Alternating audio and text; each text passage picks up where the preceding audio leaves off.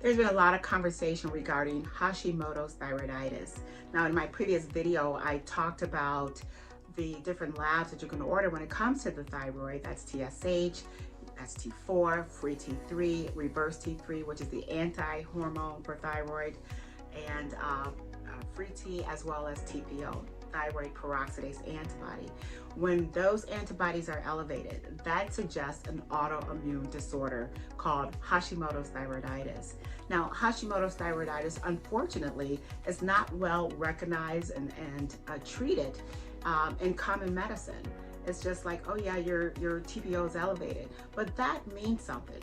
It is truly an autoimmune disorder. And when you get one autoimmune disorder, it begets another. You can get another autoimmune disorder. And so what does an autoimmune disorder mean in the first place? They're so common and there's a lot that can be done about it. And ultimately, the goal is, how do we prevent it? And when you have one, how do you prevent it from getting another? And I would tell you, the diet means a lot. Stress in your life means a lot. Like, how do you down-regulate inflammation in your body? That means a lot when it comes to maintaining or preventing the development of autoimmune disorders. So again, an autoimmune disorder is like your immune system develops an antibody against self. So you said, like, my body's attacking itself. Truly, it is. Because something within your immune system, you develop antibodies that attack a part of you. Now, in this case, when it comes to Hashimoto's thyroiditis, we're talking about the thyroid. The thyroid's not functioning well. Now, how do you down-regulate that? Down-regulate, like to lower the playing field when it comes to managing your thyroid. One of the biggest challenges that I have for my patients is the answer to this, and that is to stop eating gluten. Now, one would say, Dr. Rouse, there's gluten in everything, and I would say, no, there isn't. There is no gluten in kale. There is no gluten in your green vegetables. In all vegetables, there's no gluten in that. Gluten is wheat. And how wheat is produced here in the United States has a major impact on how your body digests it. And when it doesn't digest it well, it leads to something called leaky gut syndrome.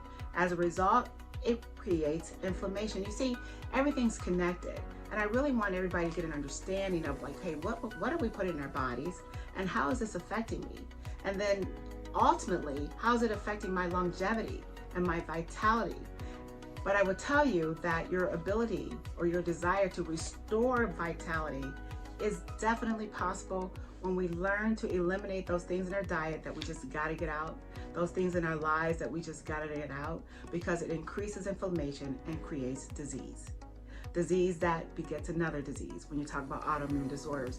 And patients can go down fast. So whether we're talking about multiple sclerosis, Sjogren's syndrome, Raynaud's disease, these are autoimmune disorders. Hashimoto's thyroiditis, these are autoimmune disorders that you could slow down that process, reverse that process by what you're putting in your body, by optimizing your thyroid hormone and other things in your body that helps to down-regulate inflammation. That is the key. And I want everybody to understand that. You gotta get rid of inflammation in our bodies so that you can be well.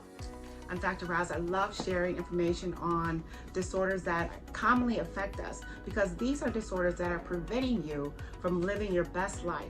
And I think it is critical that we have to be healthy in order that we can live our best life and improve our longevity.